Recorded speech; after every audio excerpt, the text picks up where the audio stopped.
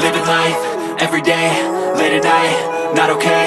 All I want, and I pray, all I need are some better days. Fuck me, I'm looking in the mirror, so foggy, but I've never seen clearer. I don't really think anyone can save me, and honestly I'm not really sure I want saving. I like to be my own worst enemy. There's no risk if you don't try at anything, so I'ma just keep buying everything. See you in the next life, have to be a better me. I don't think that my head's on straight, gotta flip it and grip it and go and get an x-ray.